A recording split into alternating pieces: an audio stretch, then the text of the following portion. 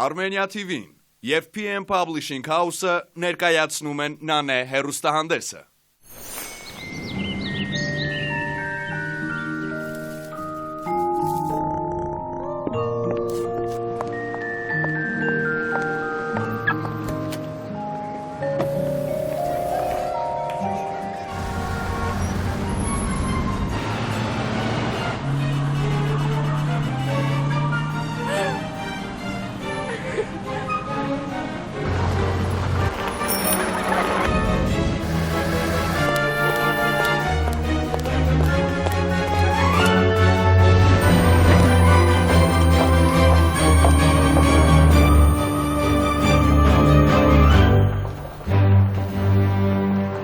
Ասել է Ալբերտ Էյնշտեյնը, կա կյանքն ապրելու երկու եղանակ։ Մեկը կարծել, թե կյանքում ոչ մի հրաշք էլ տեղի չի ունենում, մյուսը մտածել, թե այն ամենը, ինչ տեղի է ունենում, հրաշք է։ Եթերում Նանեն է, ողջույն։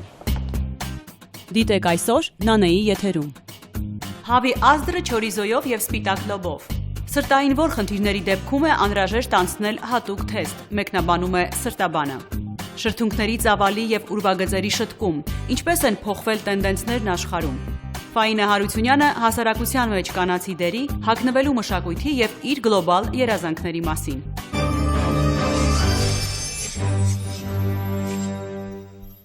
Խոհանոցն այն վայրն է, որտեղ հարթվում են վեճերը, քանի որ այն միավորում է ընտանիքի բոլոր անդամներին մեկ սեղանի շուրջ։ Եվ ինչպես ասում են, սննդին պետք է հաղորդել միայն դրական էներգիա։ Այսօր մեզ մոտ խոհանոցում Կասա դե Էսպանիա ռեստորանի շեֆ-խոհարար Արտակ Հակոբյանն է։ Ողջույն Արտակ։ Ողջույն։ Կրկին հանդիպեցինք։ Արտակ, ինչ ենք այսօր պատրաստելու։ Այսօր պատրաստել ենք հավի ազդրը իսպանական ձևով, որի համար մեզ անհրաժեշտ է պահածոյացված լոլիկ, մեզ մոտ սպիտակ լոբի է նախապես եփված, կարելի է օգտագործել պահածոյացված սպիտակ լոբի նույնպես, չորիզո իսպանական երշիկ, սխտոր, հավի արգանակ, ձիթայուղ, հավի ազդր, կարմիր անապակ գինի դառը, կանաչի եւ սոխ։ Լավ։ Ես ուզում եմ քեզ օգնել, բայց ինձ հետաքրքիր է ինչով։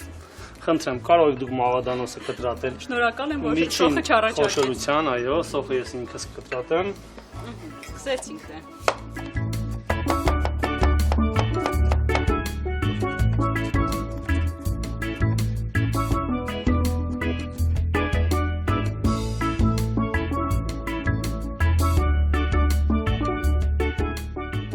Էլ ինչով կարող եմ օգնել, թե վերջ։ Իհարկե, հիմա կասեմ։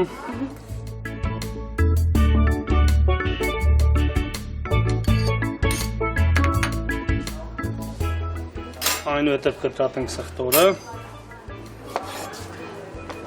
մանր շերտերի կտրատենք սխտորը։ Դու համաձայն ես այն մտքի հետ, որ խոհանոցը կարող է հարթել բոլոր լարվածությունները, այսինքն երբ նստում են մեկ սեղանի շուրջ։ Ես կասեի պետք է հարթի բոլոր վեճերը և խոչընդոտները,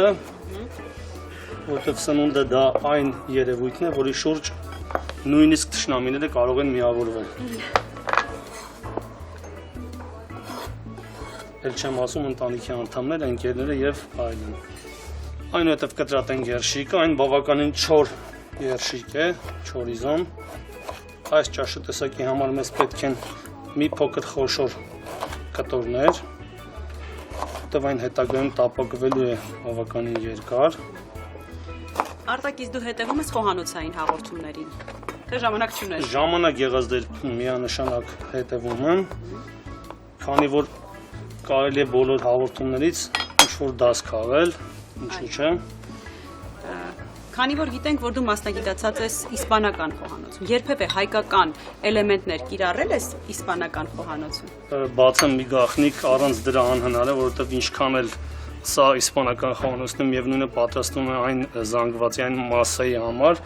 հայերի համար, որոնք անշուշտ ունեն իրենց նախասիրությունները անկախ ամեն ինչից եւ մենք փորձում ենք մի փոքր ուղղվածություն հաղորդել նույնպես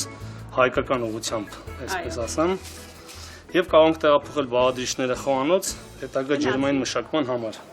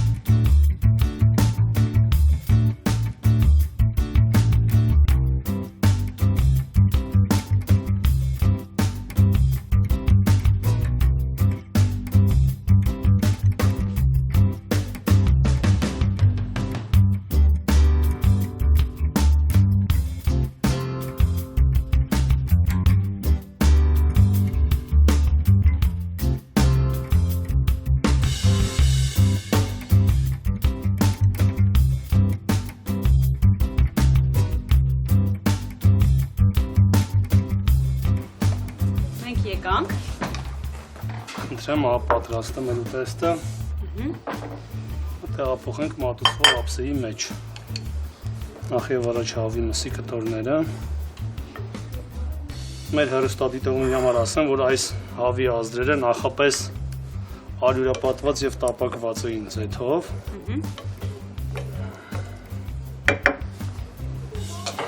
Այնուհետև ավելացրեցինք, հա։ Այո։ Հիմա ավելացնենք այս թանձր զանգվածը։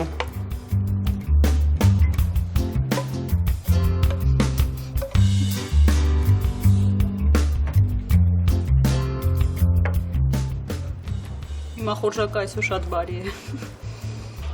Հուսով եմ բոլորին, հա։ Եվ վերջում կտրատված մաղադանոսը և ձևավորման համար մի փոքր ռեհան կամ բազիլիկ։ Արտակ սա մեկ բաժին է։ Ու կարելի ասել այո։ Տղամարդկանց համար։ Կարծում եմ։ Միգուցե լավ ախորժակով Կանանց նույնպես լինի, այո։ Շնորհակալություն Արտակ այս համեղ ուտեստը մեզ համար պատրաստելու, իսկ մեր սիրելի հեռուստադիտողները, ովքեր ունեն ցանկություն պատրաստել այս հետաքրքիր ուտեստը, կարող են դիտել Բաղադրատոմսը հեռուստաէկրաններին եւ պատրաստել, իսկ մեզ բարի ախորժակ։ Հավի ազդրը չորիզոյով եւ սպիտակ լոբով։ 300 գրամ հավի ազդր, 80 գրամ չորիզո, 100 գրամ պահածոյացված լոլիկ, 50 գրամ կարմիր սոխ, 2 պճեղ սխտոր, 10 միլիգրամ հավի արգանակ, 100 միլիգրամ կարմիր գինի, 100 գրամ սպիտակ լոբի, մաղադանոս։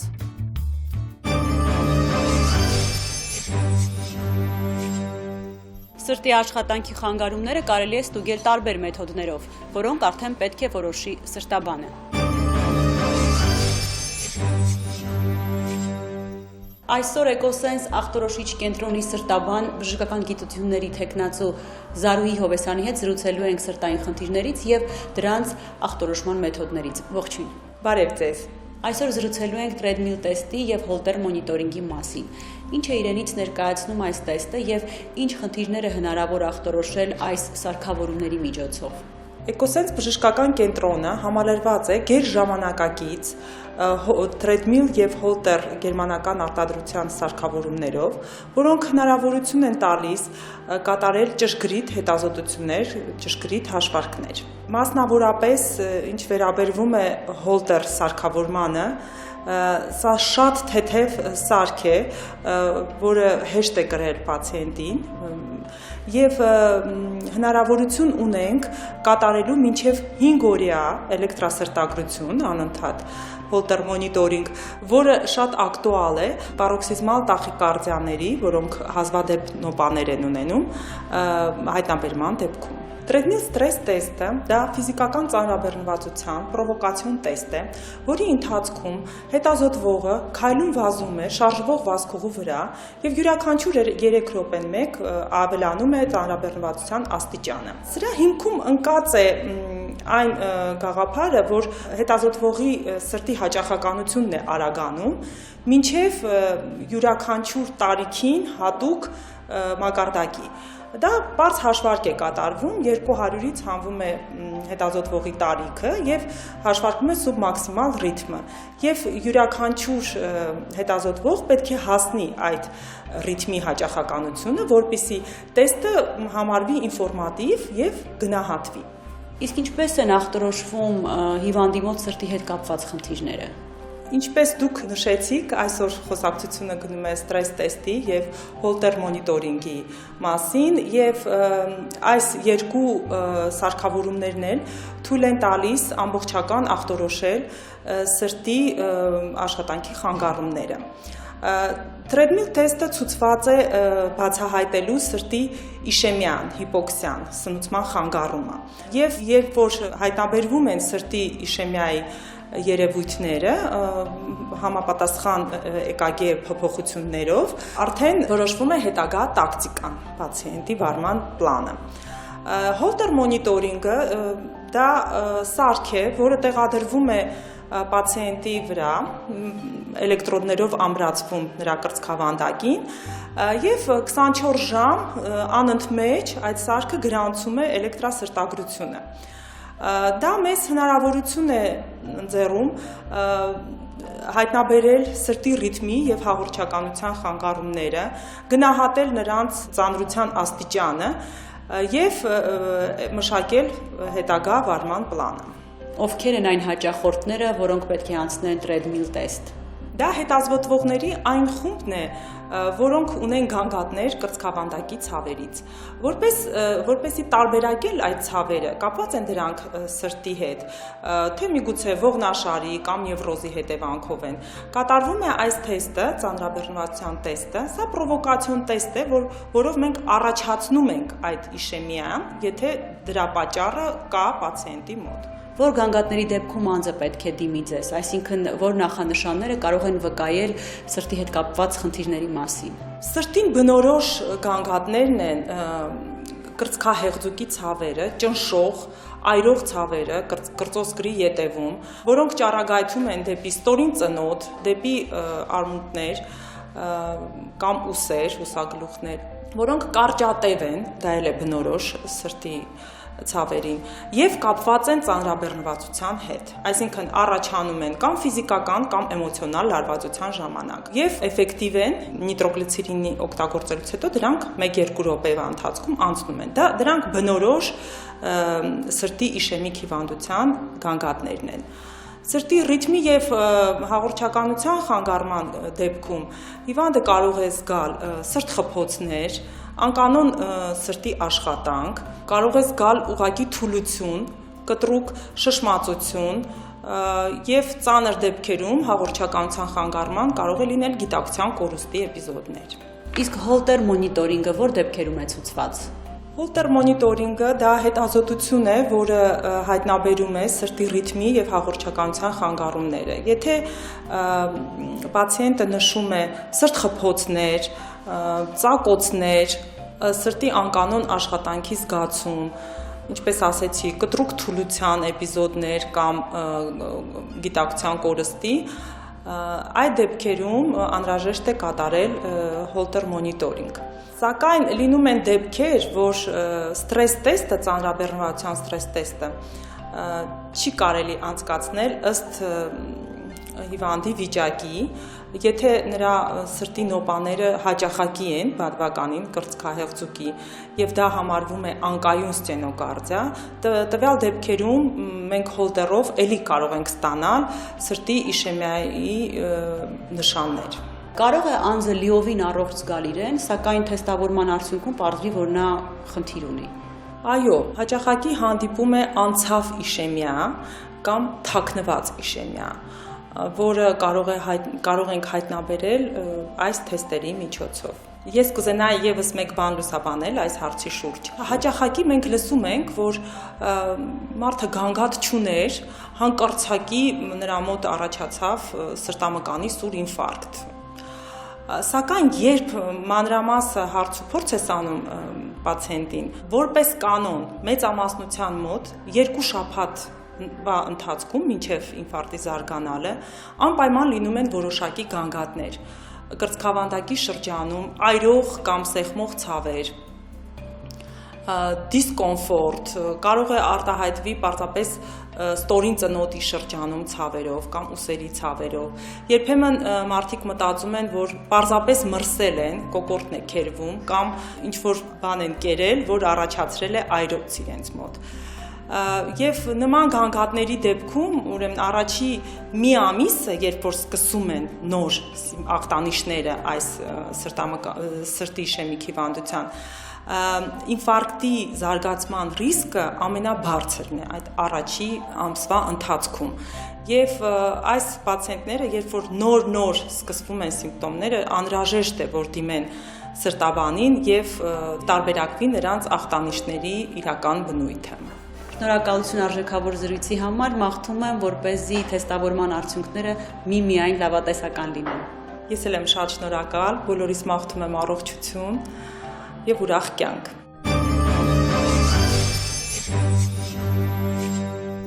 Տարիների ընթացքում էսթետիկ բժշկության տենդենսները փոխվում են։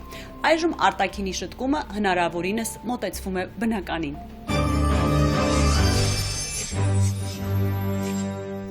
Այսօր խոսելու ենք շրթունքների ուրվագծային պլաստիկայից եւ դրանց փոփոխության տենդենսներից։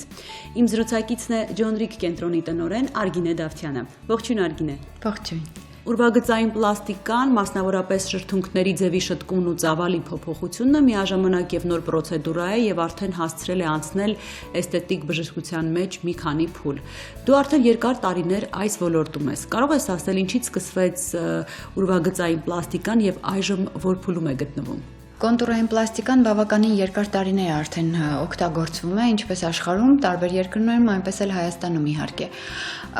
Դրանք լցնողների օգտագործումն են, որոնց միջոցով մենք կարողանում ենք ձգել, ծավալ հաղորդել եւ փոփոխել այս կամ այն հատվածի ծավալային փոփոխությունների ենթարկել։ Ուրվագծային պլաստիկայում մասնավորապես օգտագործում ենք հիալուրոնաթթվով այն գելերը, որոնք այսօր մեծ օգտագործում ունեն շուկայում, ինչ խոսք կան ուրիշ պրեպարատներ եւս, որոնք կալցի հիդրոապատիտն են, սիլիկոնային հիմքի վրա են եւ այսօր արդեն պեպտիդային գելերն են շատ արդեն արտի, բայց այնուամենայնիվ մնում է ավելի հաճախ օգտագործվող պրեպարատներից դա հիալուրոնաթթվով պատրաստված այն գելային ուրեմն լցնողները, որոնք մենք օգտագործում ենք ուրվագծային պլաստիկայում։ Ինչից սկսվեց, սա պլաստիկ վիրաբուժության մի ճյուղ է, որովհետև չեմ կարող ասել, որ կոնտուրային պլաստիկան համարվում է զուտ կոսմետոլոգիայի թերապևտիկ ճյուղը, որովհետև այն ամեն դեպքում ինյեկցիա է եւ ամեն դեպքում ներքին արդեն ինվազիվ պրոցես է։ Չնայած, որ այն արվում է ոչ վիրահատական, ոչ ասենք որոշ ճղվածքների կամ մաշկի բացման կամ արտաքին ինչ որ մեթոդ է, որի ժամանակ դու տեսնում ես ներքին շերտը եւ այլն, այն ինյեկցիոն է, այնուամենայնիվ այն համարվում է ոչ թերապևտիկ, այլ ինյեկցիոն, քիչ ինվազիվ ինյեկցիոն պրոցեդուրան։ Պլաստիկ վիրաբուժության հետ համատեղ, այսինքն այն ընթացքում, երբ հասկացան, որ պետք չէ ճղել եւ ձգել մաշկը, այլ պետք է քիչ ավելի տրավմա հասցնելով տալ դեմքի ուրվագծի փոփոխություն, կոնտուրների փոփոխություն եւ ինչու՞ չէ նաեւ դեմքի այս կամ այն հատվածի ծավալային փոփոխությունների։ Մասնավորապես դեմքի վրա ուրվագծային պլաստիկա կատարվում է այտոսկրերի շրջանում, կատարվում է միջոնքային տարածությունում, քթի ձևափոխության ժամանակի այսօր շատ օգտագործվում, որովհետև պլաստիկ վիրահատությունից հետո քթի ռինոպլաստիկաները երբեմն լինում են ոչ ստացվում է վիրահատությունից հետո ոչ այն քիթը, որը կուզենային։ Ստանան այդ պատճառով մենք ձևափոխությունների ենք ենթարկում գելերով։ Շրթունքների ձևափոխությունը, որ այսօր շատ արտի է եւ շատ աղջիկներ եւ կանայք օգտագործում են եւ մասնավորապես Հայաստանում եւս շատ արտի է այս մեթոդը։ Դեմքի օվալի ձևափոխությունն է, որը էլի կատարվում է լցնողների միջոցով, բայց ոչ այնքան շատ, որը իհարկե այտոսկրերի եւ շրթունքների շրջանում է կատարվում։ Բավականին հաճախ օգտագործվող մեթոդ է այն այսօր կոսմետոլոգիայում եւ հաջողված։ Արդյոք Հայաստանը հավասար քայլում է էսթետիկ բժշկության տեխնոլոգիաների առումով։ Հստակ կարող եմ պատասխանել այո, որովհետև այսօր չկա այն վարագույրը, որ երկրի սահմաններից դուրս չեն կարող գնալ կամ այն նորությունները չեն գա մեր երկիր, միանշանակ կարող եմ ասել այո, որովհետև ցանկացած միջազգային կոնգրեսներին, սեմինարներին, տրեյնինգներին Հայաստանի մասնագետները եւս մասնակցում են, ասեմ, որ շատ ակտիվ են մասնակցում եւ ցանկացած նորարարություն, ցանկացած նոր նյութ, ցանկացած նոր երևույթ եւ առհասարակ պրոցեդուրա շատ շուտ բերում ենք Հայաստան եւ այն կիրառում ենք։ Իհարկե ցանկացած բժիշկ ինքն է որոշում ինչ մեթոդով կամ ինչ պրեպարատով, ինչ նյութերով պետք է աշխատել։ Ես կոնկրետ կարող եմ ասել, որ միշտ աշխատում եմ ամենաքիչ ալերգիկ նյութերով, ամենավորակով, բնականաբար նրանք գնային իհարկե ունեն ավելի բարձր գնային դասակարգում եւ որը որ կլինի քիչ ինվազիվ եւ արդյունավետ։ Իսկ որ երկրներն են առաջամարտիկները այս առումով եւ որ երկրներում ես դու վերապատրաստվում։ Առաջամարտիկներ համարվում են Ռուսաստանի Դաշնությունը, Միացյալ Նահանգները, որտեղ շատ ավելի օգտագործվում են եւ շատ ավելի զարգացած է սեմինարներ կազմակերպելու առումով։ Ես վերապատրաստվում եմ եւ Ռուսաստանի Դաշնությունում, եւ Միացյալ Նահանգներում, եւ Գերմանիայում։ Ոչ մի տարբերություն չկա, թե ուղղակի ընկերությունը, որը գտնվում է ինչ-որ մի երկրում, կարող է կազմակերպել ոչ այդ երկրում։ Իհարկե Ֆրանսիայում նույնպես այն կարող է կազմակերպել ինչ-որ եվրոպական մեծ սեմինար, որտեղ կոնգրես, որտեղ մասնակցում են բնականաբար աշխարհի բոլոր տարբեր ծայրերից եւ իհարկե իհարկե Հայաստանից նույնպես։ Այդ պատճառով, բայց ավելի շատ այսօր զարգացած է եւ ավելի շատ սովորելու առումով մեզ ավելի մատչելի է Ռուսաստանի Դաշնությունը։ Միջազգային նորաձևության ամսագրերը ակտիվ քարոզում են բնականին մոտ շրթունքների ծավալի փոփոխությունը։ Ինչպիսի պատկեր է այժմ Հայաստանում։ Այո, շատ հետաքրքիր հարց է, որովհետև Հայաստանը գտնվում է Եվրոպայի եւ արևելյան կուլտուրայի, այսպես ասած, մեջտեղում։ Մենք ունենք իհարկե Լիբանանից հոսք եւ արևելյան երկրներից նաեւ հոսք Հայաստանում, ինչպես նաեւ բժիշկների եւ իհարկե ունենք Ռուսաստանի Դաշնություն եւ Եվրոպայից հոսք, դա այն սեմինարների մասնակցումն է, այն ուսուցողական process-ների մասնակցում է, որը մասնակցում են մեր բժիշկները տեղի եւ բերում ենք եվրոպական մեթոդը։ Արևելյան բժշկությունը եւ մոտեցումը այս հարցում իհարկե մի փոքր տարբեր է եվրոպականից, սա ավելի անբնականն է եւ ավելի շատ աչքի ընկնող չափսերի ծավալային փոփոխությունն է։ Եվրոպան մի փոքր այլ է։ Եվրոպայում ընդունված է ամեն ինչ ավելի նատուրալի մոտ։ Այդ պատճառով այսօր կա այդ բախումը, բայց այնուամենայնիվ ես հիմա Հայաստանում նկատում եմ դեպի բնականին մոտ ուղղվածությունը։ Այսինքն, եթե մի քանի տարի առաջ կինը գալիս էր եւ ասում էր շրթունքների ձևափոխությունը արեք այնպես, որպեսզի լինի շատ աչքի ընկնող, այսօր ավելի շատ հաճախորդները ձգտում են ավելի օրիգինալին, ավելի նատուրալին մոտ։ Իսկ ինչ նյութեր են կիրառում այստեղի էսթետիկ բժշկության մեջ։ Սա շատ այսօր ցավալի հարց է ինձ համար, որովհետև ցավոք սրտի ցանկացած շուկայում իհարկե կան անորակ եւ ոչ լիցենզավորում անցած եւ չվերահսկվող ինչ-որ պրեպարատներ, որոնք շատ էժանագին են եւ ունեն իհարկե մի շարք կողմնակի բարդություններ, էֆեկտներ։ Հաճախորդը տեղեկացված չի այս մասին եւ եթե կնոջը ասում ես մի կենտրոնում, ասենք շրթունքների ձևափոխությունը ֆիլերներով արժի ինչ-որ մի գումար, մեկ ուրիշ կենտրոնում այն շատ ավելի մատչելի արժի, հաճախորդը չգիտի դրանց տարբերությունը, այդ պատճառով ասում է ինչի շատ գումար ծախսեմ, եթե կարող եմ գնալ ավելի քիչ գումարով ստանալ այդ նույն էֆեկտը։ Ցավոք սրտի կան գելեր շատ տարբեր ընկերությունների եւ շատ տարբեր ապրանքանիշերի գելեր կան, որոնք վատ որակ ունեն։ Մենք ես բազմիցս կոչ եմ անում եւ մեր կենտրոնում, մասնավորապես John Rick Spa կենտրոնում օգտագործում միայն FDA սերտիֆիկացում ունեցող այն միջազգային սերտիֆիկատներ եւ լիցենզավորում անցած այն պրեպարատները, որոնք ունեն արդեն տասնյակ տարիների փորձ եւ մենք հստակ գիտենք, որ նրանք անվտանգ են եւ քիչ ալերգիկ։ Ինչ խոսք, այսօր ինտերնետը շատ մատչելի է բոլորին եւ կարելի է անունը գրել եւ շատ արագ արդեն տեղեկանալ այդ պրեպարատը FDA սերտիֆիկացում ունի թե չունի։ Այդ պրեպարատը համարվում է որակով պրեպարատ թե ոչ, որ երկրի ծագում ունի։ Բնականաբար այսօր շատ տարբեր երկրների պրեպարատներ կան, ինչ խոսք մենք օգտագործում ենք ամերիկյան, գերմանական եւ ֆրանսիական ծագում ունեցող պրեպարատներ։ Կոնկրետ ես ինքս աշխատում եմ Juvederm պրեպարատով, որը համաշխարհային ալերգան ընկերության պրեպարատն է, ունի FDA սերտիֆիկացում եւ անվտանգ է եւ քիչ ալերգիկ։ Իսկ կան արդյոք կողմնակի հետևանքներ կամ հակացուցումներ այս պրոցեդուրայի համար։ Այո, իհարկե կան։ Ցավոք սրտի սա նույնպես շատ ցավալի հարց է, որովհետև այսօր շատ մասնագետներ եւ այն մասնագետները, որոնք չունեն այն ուրեմն կրթությունը, որպեսզի կարողանան հասկանալ սա հակացուցված է կամ կողմնակի էֆեկտներ կունենանք թե չունենանք, ինչ խոսք կան։ Մենք ունենք մի շարք հիվանդություններ, որի ժամանակ մենք լցնողներ ներարկել եւ ծավալային փոփոխություններ իրականացնել չենք կարող, որովհետև ասենք աուտոիմուն հիվանդությունների մի շարք հիվանդություններ ունենք, որի ժամանակ մենք հիալուրոնաթթվով աշխատել եւ առհասարակ լցնողներով աշխատել չեն կարող, որտեղ օրգանիզմը կարող է իմուն պատասխան տալ եւ խթանել հիվանդության ռեցիդիվ առաջացնել։ Կան եւ հակացություններ, կան եւ կողմնակի էֆեկտներ, որոնք կարող են լինել լցնողներ օգտագործելուց, ներարկելուց հետո։ Ֆիլերի ազդեցությունը որքան է տևում։ Սա կախված է նաև եւ ֆիլերի տեսակից եւ իհարկե անհատական օրգանիզմից, որովհետեւ եթե մարդը ջուր չի խմում, եթե ունենք տարիքային արդեն 35 գումարած տարիք եւ եթե ունենք օրգանիզմում հիալուրոնիդազա ֆերմենտի ավելորդ ուրեմն քանակություն, բնականաբար հիալուրոնաթթուն շատ ավելի շուտ կներծծվի օրգանիզմի կողմից եւ կունենանք շատ ավելի կարճ էֆեկտ։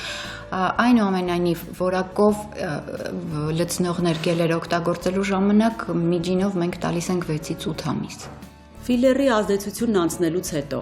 արդյոք շրթունքները վերադառնում են նախկին տեսքին, թե որոշակի փոփոխությունների են ենթարկվում։ Եթե էլի որակով ֆիլերներ ենք օգտագործել, ապա ֆիլերի ազդեցությունից հետո շրթունքը պետք է գա իր հին տեսքին։ Եթե կա անորակ ֆիլերներ, որտեղ կան եւ հորմոնալ, ուրեմն հավելումներ եւ ոչ ճիշտ բաղադրություն ունեցող ֆիլերներ, որոնց ներարկումից հետո իհարկե մենք կարող ենք ունենալ ֆիբրոզ, որը ֆիլերի ներծծումից հետո կարող է բերել շրթունքների եւ առհասարակ մաշկի դեֆորմացիաների։ Շնորհակալ եմ Արգինե կանանց համար հետաքրքիր թեման բարձրաձայնելու համար։ Կհանդիպենք։ Շնորհակալություն սիրով։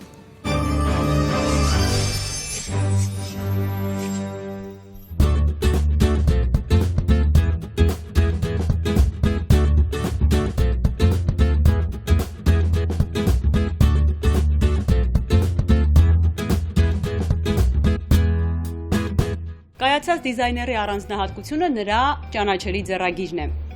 Այսօր մեր տաղավարում մի անձնավորություն է, ով հստակ ունի իր ձեռագրային գիծը, եւ ես ցանկացած վայրում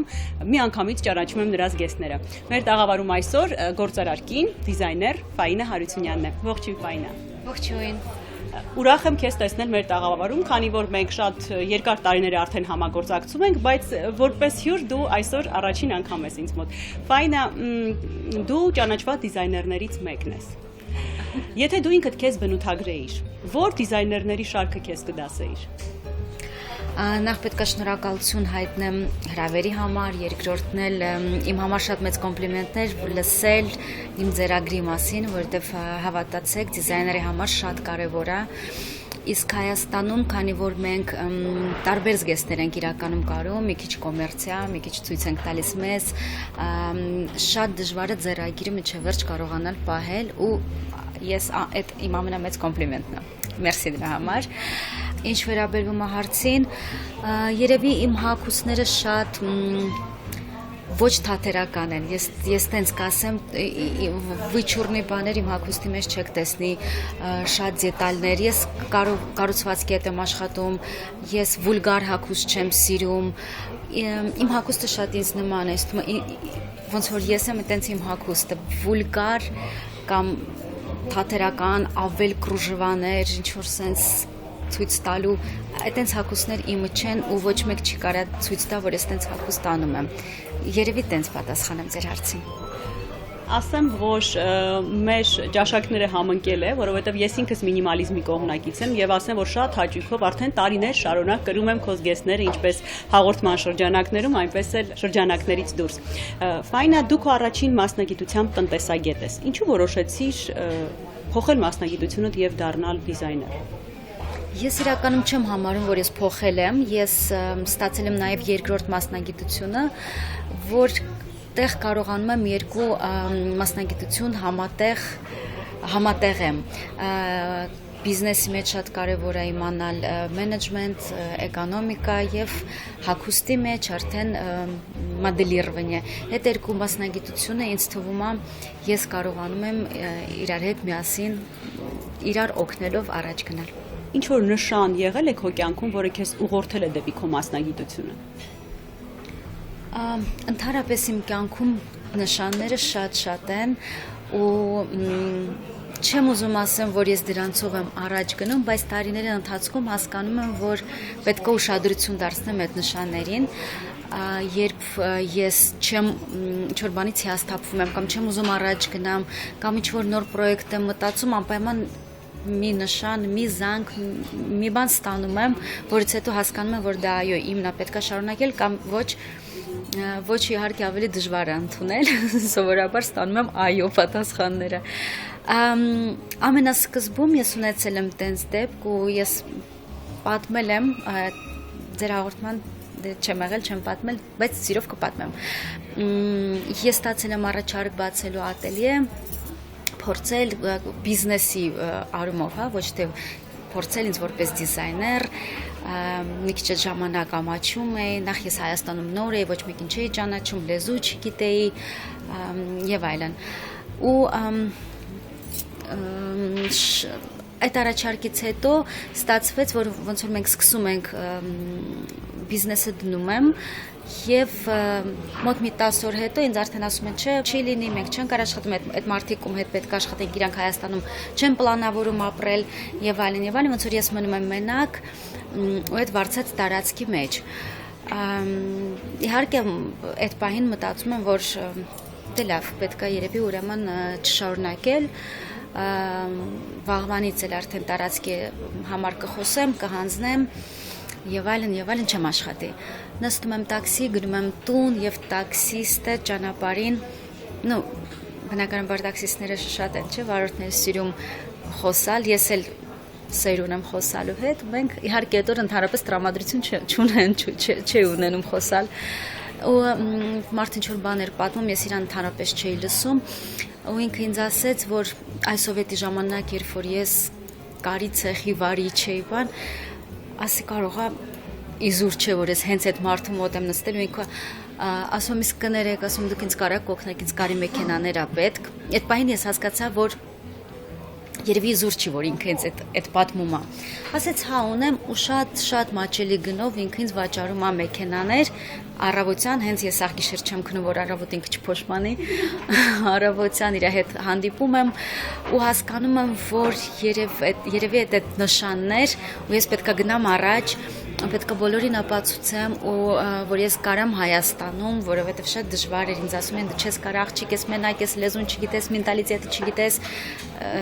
ու լիքը խնդիրներ, մտածեցի, որ երևի ես կարողանամ ապացուցեմ, որ ճիշտ ուղու վրա եմ։ Շատ շնորհակալ եմ այդ վարորդին, եթե ինքը ինձ հիշի, ողջունում եմ ու ասեմ, որ երևի ինքը չէր պատկերացնում, որ իմ համար շատ մեծ բան է արել։ Ես գնացի մեքենաները եւ հասկացա, որ պետք է գնալ առաջ, աշխատել եւ ամեն ինչ իմ կյանքում տենցա միջ այսօր։ Հետաքրքիր է, իսկ ինչպես է իր պատկերում քո մեջ էսկիզները, որովհետև բացարձակ չունենալով նման փորձ, եթե գիտեմ որքանով հասկանում եմ նկարչության առումով այդքան փորձը մեծ չէր, հետաքրքիր է, ինչպես է իր պատկերում էսկիզները, ինչպես է իր գծում, թե ունեիր մարդիկ, ովքեր այդ գործով արդեն զբաղվում էին, հավաքել է իր քո թիմը։ Ընդհանրապես ես նկարում եմ, բայց fashion ռիսունը, մոդելիրованիան շատ տարբեր բան է, բայց ես իմ ցանկացած աշխատանքի պրոյեկտի մտքերի ժամանակ ես չեմ սիրում ուղակի թողնել ու անգրագետ ճանապարհով առաջ գնալ։ Ես հանդիպեցի Գայանեն Սարիբեկյան, գնացի իրան, ասեցի, որ ուզում եմ շատ լինեմ դիզայներ, ուզում եմ կարողանամ մոդելировать, շить, рисовать, ու ինքը ինձ օգնեց, մենք ամեն օր հանդիպում ենք, դաս ենք անում, ես նկարում եի, հետո ես արդեն ընդունվեցի Գեղարվեստի ակադեմիա, ավարտեցի մագիստրատուրան, այսինքն ես չեմ թողել, որ ուղղակի ասեմ գիտեք, ես դիզայներ եմ, ցանկացած աշխատանքի մեջ կարևորը չի դիպլոմը, բայց շատ կարևորը կրթությունը։ Միանշանակ համամիտ եմ։ Ես հիշում եմ, որ դու առաջիններից էիր, ով որպես դիզայներ ակտիվ էիր սոցիալական կայքերում, նույնիսկ բլոգ էիր վարում, դեռևս այն ժամանակ, երբ բլոգերությունը դեռ այդքան զարգացած չէր։ Քո Instagram-ի եւ Facebook-ի էջերը ունեն հազարավոր հետևորդներ։ Դա քո աշխատանքի մի մաս ես համարում, թե դու քո տեսակով այդպիսին ես։ Գիտեք, այսօր ընդհանրապես իմ կարծիքով շատ, եթե դու անում ես բիզնես, եթե դու հանրային մարդ ես, շատ սխալ է չունենալ Facebook, Instagram եւ այլն ու չլինել ակտիվ։ Աշխատանքին դա իհարկե շատ է օգնում, բայց ես ինքս շատ ակտիվ մարդ եմ ու ես չեմ պատկերացնում, որ ինչ որ նոր բան լինի ու ես դրանով չզբաղվեմ, ինձ չփորձեմ։ Եթե իմը չի, բնականաբար չեմ շարունակում, բայց ինչ վերաբերում է Facebook-ին, Instagram, այո, դա շատ աշխատանքին օգնում, բայց ես ինքս շատ եմ սիրում լինել ակտիվ, ես եթե նկատել եք չեմ ցուցադրում ինձ, բայց ցուցադրում եմ իմ աշխատանքները, իմ գաղափարների մտքերը կամ որևէ թեմա է քննարկվում, որտեղ ես համարում եմ, որ ես պետք է որպես հանրային մարդ մասնակցեմ, ասեմ, պարտադիր մասնակցում եմ։ Իսկ fashion blog-ը ճիշտ է, այն ժամանակ fashion blogger-ներ ընդհանրապես չկային, կային բլոգերներ, բայց fashion-ի մասին չէին գրում, իսկ իմ համար շատ կարևոր էր կիսվել իմ գիտելիքներով ու ստանալ հա ուրիշներից քաղել այդ գիտելիքները։ Հիմա ես ուրիշ կայքի գլխավոր խմբագիրն եմ, որտեղ գրում են եւ ֆեշնի մասին,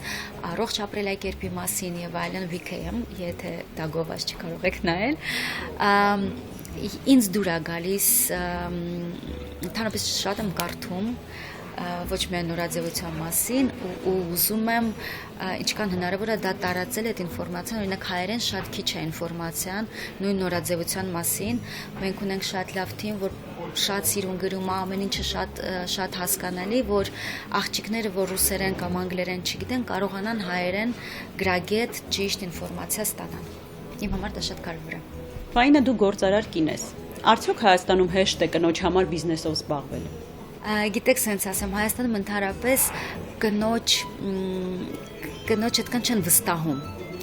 Երբ որ դու ավտո ես վարում, պարտադիր մտածում եմ, որ եթե ինչ-որ մի հատ ավտո են խփել կամ սխալ պարկովկա է, դա պարտադիր կինն է, բայց ես դες վստահեցնում եմ, դա այդպես չի։ Երևի մեզ ուղղակի լուրջ չեն վերաբերվում ոչ բիզնեսում, ոչ ճանապարհին եւ այլն եւ այլն։ Դա մեր համար պլյուս, եթե բիզնեսում քո վրա ուշադրություն չեն դարձնում ու դու կարողանում ես առաջ գնալ, բայց երբ որ դու պետք է ապացուցես, որ գիտեք, ես ճիշտ եմ, գիտեք, ավելի լավ աշխատանքի վերցնեք ինձ, որովհետև ես ավելի շատ գիտելիքներ ունեմ, քան տղամարդը, այդ դեպքում մի քիչ կնոջ տեղ չեն տալիս, որովհետև ասում են, դե լավ կին, նա հեսա պետք է ամուսնանա, երեխա ունենա, այդ գու մարզիկ ռետ եւ այլն, ոչ մեկին այդ գլխացավը պետք չի ու ընտրում են տղամարդուն։ Ու շատ տղամարդիկ, օրինակ, իրանց կանանց համար պարզապես բիզնես են բացում, որ զբաղվի։ Ոչ մեկ չի լսել, չէ՞, որ տղամարդը ասի, ես գնում եմ լավ խանութ բացեմ, դե զբաղմունքիս համար։ Չէ, իրանք բիզնես են անում, բայց կնոջ դեպքում զբաղմունքը, այդ ինձ դուր չի գալիս, որովհետև կինը եթե կարողանում է իր ընտանիքը ճիշտ կառավարի, ես չեմ ասում, որ տղամարդու դերը կարևոր չի։ Ես նենց ընտանիքից եմ, որ իմ հայրը շատ կարևոր է, ես իմ նենց հիմա ընտանիք ունեմ, որ իմ ամուսինն է կարևոր, բայց կինը կարողանում է ամբողջ տան պոլիտիկան, հա, կարողանա կառավարի եւ ֆինանսովի կողմը, եւ երեխաներին, եւ ամուսնու, եւ խազայստվան եւ այլն, ամեն ինչը կնոջ վրա է։ Ու հավատացեք, ինքը կարող շատ ավելի բան անի։ Փաստորեն ես հասկացա, որ ըստ քեզ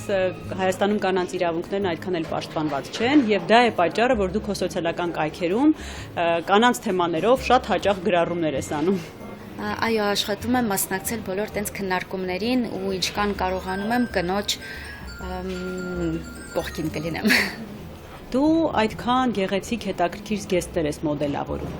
Հետաքրքիր է ինչպիսին է քո զգեստապահարանը։ Արդյոք այդքան հարուստ է, գեղեցիկ տարբեր զգեստներով։ Այո, վառ գույներով։ Չէ, իրականում ես միշտ ինձ խոստանում եմ, որ վերջապես իմ համար էլ շատ սիրուն բաներ կկարեմ ու հաճախորդներս կարող են ասել իրենց բոլոր պրիմերկաներին, ասում են, վայ, ես էլ եմ sense բան ուզում, ոչինչ չէ, որ ես էլ դրանից ինձ կարեմ, իրանք ասում են, վայ, Ֆայնա ջան, իհարկե, նո իհարկե, որ դրան չի հասնում, սապոժնիկ բիս սապոգ, երևի։ Մեկ իմ համար կարում եմ այն զգեստները, որ հաճախ խանութում չի վաճառվում, բայց հենց որ կարում են դրանից հետո պահանջարկը միշտ լինում ու արդեն դա նոր գնում է խանութ։ Ես հագուստ այնքան շատ եմ տեսնում օրվա մեջ, որ իմ վրա երևի արդեն չեմ պատկերացնում, ինձ դուր չի գալիս երևի այդ շատ գույները, շատ հագուստները։ Ինչ ես կարծում, հնարավոր է արդյոք դիզայների համար աշխատել Հայաստանում եւ նպատակներ ունենալ իր գործունեությունը ծավալել նաեւ արտերկրում։ Այդ բոլոր դիզայներների երազանքն է ու բոլորս գնում ենք դրան։ Ես ունեմ շատ հաճախորդներ Հայաստանից դուրս, որ ուղարկում եմ հենց իրանց համար, ունեմ հագուստներ, որ կարվում է իմ անվան տակ վաճառվում է ուրիշ խանութներում, ոչ Ֆայնա բուտիկներում, ուրիշ երկրներում, ունեմ շատ իրոք հաճախորդներ, որ Instagram-ով, նույն որ մենք ձեր հետ խոսացինք, նայում, պատվիրում են, դա սովորաբար հայեր են, Լոս Անջելես, Կազախստան, Ռուսաստան, հարսի զգեստներ, այսինքն դուրս մենք վաճառում ենք, բայց երևի երազանք ունենալ հենց Ֆայնա բուտիկ, ոչ թե Ֆայնայի հագուստը վաճառել, ու ինձ թվում է այդ էլ կունենանք։ Ինչ հետաքրքիր է պրոֆեսիոնալ դիզայների եւ մասնագետի աչքերով։ ինչպես են հագնվում մեր հայ աղջիկները։ Շատ լավ, շատ վառ, շատ գիտեք, մենք սովոր ենք պարտադիր ասել, որ մեր աղջիկները մի քիչ շատ են քսվում, կաբլուկներ, բայց ինձ թվում էր աղջիկներն դա այնքան ասազում, ու ես շատ եմ լսում, երբ որ դրսից գալիս են Հայաստան, ասում են ձեր կանայք ամենասիրունն են, ամենախնամվածն են։ Եկեք հենց տենց պատկերացնենք, հենց տենց էլ ասենք, իրոք մեր կանայք շատ խնամված են, շատ սիրուն տեսք ունեն, այո, ինչի ոչ բարձր կաբլուկներով, իրենց տենց հարմար է, օրինակ ինձ հարմար չի, ես չեմ կրում, բայց շատ կանայք իրանց ավելի ինքնավստահ են զգում, չէ՞։ Դրա համար իմ կարծիքով մեր հայ կանայք ամենագեղեցիկն են, ամենալավն են ու ես չեմ ուզում որևէ մեկը ասի, որ մի բան միգուցե մեկ սխալներ են կանում, բայց դա ընդհանրապես կապ չունի, կարևորը ինչ են իրանք մտածում զգում։ Եվ վերջին հարցս ինչ կմաղթես մեր հայ կանանց։ Երջանկություն ու մեծ սեր, որովհետև դա շատ կարևոր է, ես կյանքում ամեն ինչ սիրո հետ է կապված ու շատ կուզեմ մեր կանայք լինեն սիրված, դա շատ կարևոր է ու սիրեմ։ Շնորհակալություն Ֆաինա հաճելի եւ շատ կանացի զրույցի համար։ Քեզ մաղթում եմ բազում հաջողություններ եւ իհարկե անձնական մեծ երջանկություն։ Շնորհակալություն ձեզ էլ բոլոր կանանց։